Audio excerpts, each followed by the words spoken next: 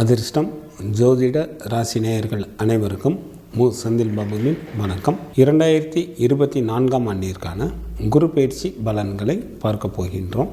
தேவர்களின் குருவான குரு பகவான் ஒரு ராசியிலிருந்து மற்றொரு ராசிக்கு பயிற்சியாவதற்கு ஒரு வருடம் எடுத்துக்கொள்வார். இந்த குரோதி வருடத்தில் சித்திரை மாதம் 18ஆம் தேதி மே மாதத்திற்கு 1ஆம் தேதி புதன்கிழமை மாலை குரு பகவான் மேசராசியில் உள்ள கார்த்திகை நட்சத்திரம் 1ஆம் பாதத்தில் இருந்து கார்த்திகை நட்சத்திரம் 2ஆம் பாதமான ரிஷப ராசிக்கு இடப்பெயர்ச்சி ஆகின்றார். ஒரு மனிதருக்கு கல்வி, வேலை, திருமணம், திரபாக்கியம் போன்றவை நல்ல முறையில் கிடைப்பதற்கு குரு பகவானின் அருளாசி முக்கியம். எனவேதான் நவ கிரகங்களில் குரு பயிற்சியானது நம்முடைய ராசிக்கு எவ்வாறு பலன்களை தரப்போகின்றது என மக்கள் அனைவரும் எதிர்பார்க்கின்றார்கள். குரு பகவான் கோச்சாரப்படி ராசிக்கு 2, 5, 7, 9 மற்றும் 11ஆம் இடங்களில் சஞ்சாரம் செய்யும் போது நன்மை செய்யும் என்று ஜோதிட வல்லுநர்கள் கூறுகின்றார்கள். குரு பகவான் தான்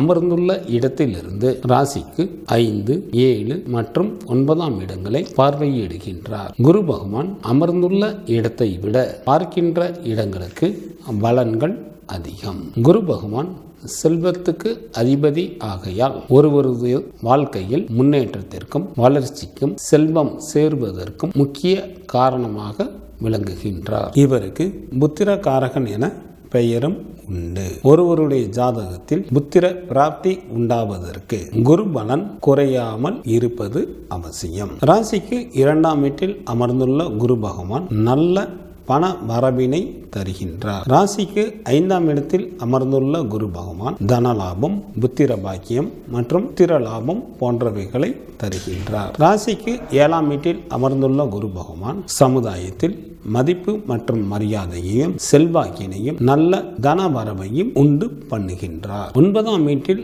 அமர்ந்துள்ள குரு பகவான் மனைவி மக்களுடன் இணைந்த நல்ல மகிழ்ச்சிகரமான வாழ்க்கையினை தருகின்றார் மற்றும் நல்ல பொருள் வரவையும் தன வரவையும் ஏற்படுத்தி கொடுக்கின்றார். 11ஆம் வீட்டில் அமர்ந்துள்ள குரு பகவான் செய்யும் தொழிலில் நல்ல லாபத்தை உண்டு பண்ணுகின்றார். நாம் எண்ணிய எண்ணங்கள் அனைத்தையும் நிறைவேற்றுவதற்கு ஏற்ற காலத்தையும் ஏற்படுத்தி தருகின்றார். இவ்வாறாக குரு பகவான் அமர்ந்துள்ள இடங்களில் நல்ல பலன்களை வழங்குகின்றார். 7 இடங்களில் குரு பகவான் சுமாரான பலன்களை வழங்குகின்றார். அவைகள் முறையே ஜென்ம ராசி, ராசிக்கு 3ஆம் இடம், ராசிக்கு 4ஆம் இடம், ராசிக்கு 6ஆம் இடம், ராசிக்கு 8ஆம் இடம், ராசிக்கு 10ஆம் இடம் மற்றும் ராசிக்கு 12ஆம் இடம் என சுமாரான பலன்களை வழங்குகின்றார். ஜென்ம ராசியில் குரு பகவான் அமர்ந்து இருப்பதால் சில அன்பர்களுக்கு சாதகமற்ற சூழ்நிலைகள் ஏற்படும். சில அன்பர்களுக்கு ஜென்ம ராசியில்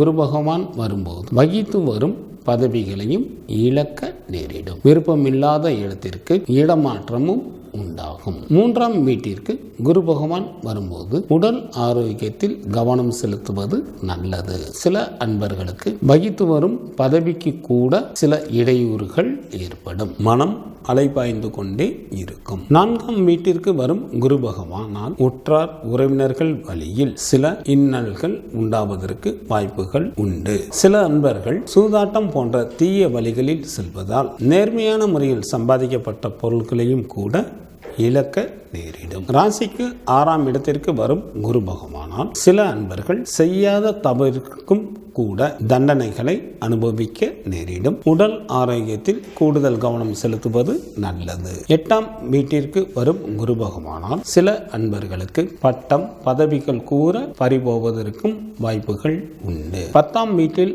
அமரும் குரு பகவானால் சில அன்பர்களுக்கு மன கஷ்டம் மற்றும் பண கஷ்டம் போன்றவைகள் ஏற்படும். தவறான வழியில் சில அன்பர்கள் செல்லும் போது தனது பதவி அந்தஸ்தையும் இழக்க நேரிடும். 12ஆம் இடத்திற்கு வரும் குரு பகவானால் சில அன்பர்களுக்கு தன விரயம் உண்டாகும். பதவி இறக்கம் உண்டாவதுடன் அதிக செலவும் ஏற்படும். இவ்வாறாக சுமாரான பலன்களை தரக்கூடிய இடங்களை பற்றி பழம்பெரும் ஜோதிட நூல்களில் கூறப்பட்டு உள்ளது. இவற்றிற்கான பரிகாரமாக வியாழக்கிழமை அன்று குரு பகவான் ஸ்தலமான கும்பகோணம் அருகே உள்ள ஆலங்குடி சென்று வழிபாடு செய்வதன் மூலமாக தங்களது இடர்பாடுகளை நீக்க இயலும். வியாழக்கிழமை அன்று குரு பகவான் ஸ்தலமான திருச்செந்தூர் சென்று முருகன், தட்சிணாமூர்த்தி மற்றும் சூரசம்ஹார மூர்த்தியை வழிபடுவதன் மூலமாக தங்களது வினைகளை தீர்க்க இயலும். இங்கு சொல்லப்படுகின்ற பலன்கள்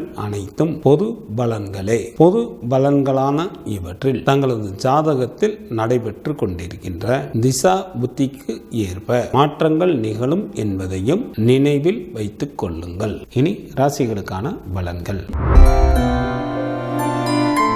மாமன் காரகரான புதனை ராசி அதிபதியாக கொண்ட மிதுன ராசி என்பர்களே, தங்களது ராசிக்கு லாபஸ்தானத்தில் இருந்து வந்த குரு பகவான் தற்பொழுது ராசிக்கு விரயஸ்தானத்திற்கு வருகின்றார். குரு பகவான் விரயஸ்தானத்திற்கு வருவதால் விரய செலவுகள் அதிகரிக்கும். இந்த விரய செலவினை சுப செலவுகளாக மாற்றுவதற்கான முயற்சிகளை தாங்கள் மேற்கொள்ள வேண்டும். வீடு, வண்டி, வாகனம் போன்றவற்றை வாங்கலாம். குடும்பத்தில் சுப நிகழ்ச்சிகள் நடத்தலாம். வாடகை வீட்டில் குடியிருந்து வந்தால் புதிதாக வீடு கட்டி குடி போகலாம். இவைகள் அனைத்தும் சுப செலவுகளே. சில மிதுன ராசி அன்பர்களுக்கு நீண்ட நாட்களாக நினைத்திருந்த புனித பயணம் கைகூடும். வெளிநாட்டு வேலைக்கு முயற்சி செய்யும் அன்பர்களுக்கு வெளிநாட்டு வேலை வாய்ப்பு அமையும். அரசியல்வாதிகளுக்கும் அரசு மற்றும் தனியார் துறைகளில் பணிபுரிபவர்களும் நேர்மையாகவும் உண்மையாகவும் இருந்தால் மட்டுமே தங்களுக்கு உரிய அங்கீகாரம் கிடைக்கும். உடல்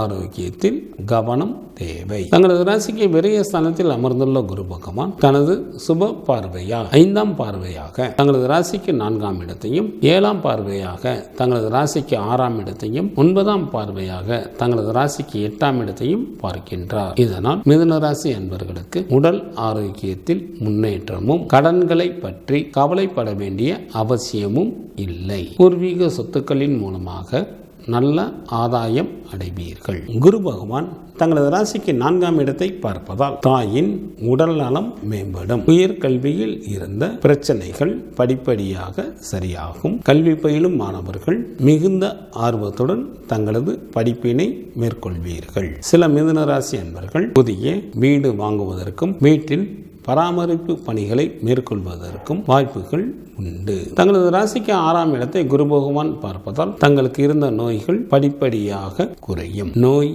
எதிரி, கடன் என அனைத்தும் தங்களுக்கு காணாமல் போகும். தங்களது ராசிக்கு 8ஆம் இடத்தை குரு பகவான் பார்ப்பதால் ஆயுள் ஸ்தானமாக இருப்பதால் தங்களுக்கு இருந்த நாள்பட்ட நோய்கள் தங்களை விட்டு அகலும். 12ஆம் இடத்தில் குரு பகவான் சஞ்சாரம் செய்யும் போது சில அன்பர்கள் வழி தவறி செல்வதால் வேலை செய்யும் இடத்தில் அதிகாரிகளின் ஒத்துழைப்பு கிடைக்காது. செய்யும் தொழிலிலும் நிம்மதி இருக்காது. பெண்கள் வழிகளிலும் சில இன்னல்களை சந்திக்க நேரிடும். யாருக்கும் தற்சமயம் ஜாமீன் கையெழுத்து போட வேண்டாம். வாக்குறுதிகளை தற்பொழுது கொடுப்பதை தவிர்ப்பது நல்லது. குடும்பத்தில் கருத்து வேறுபாடுகள் ஏற்பட்டாலும் சற்று பொறுமையுடன் அவற்றை தாங்கள் கடைபிடித்தால் தங்களுக்கு அனைத்தும் மகிழ்ச்சிகரமானதாகவே அமையும். பெண்கள் நல்ல தைரியத்துடன் எந்த ஒரு முடிவினையும் மேற்கொண்டு தங்களது எண்ணங்கள் அனைத்தையும் நிறைவேற்றிக் கொள்வதற்கு ஏற்ற காலமாக தற்சமயம் அமைந்துள்ளது. இதனை தாங்கள் நல்ல முறையில் பயன்படுத்திக் கொள்ளுங்கள். சனிக்கிழமை அன்று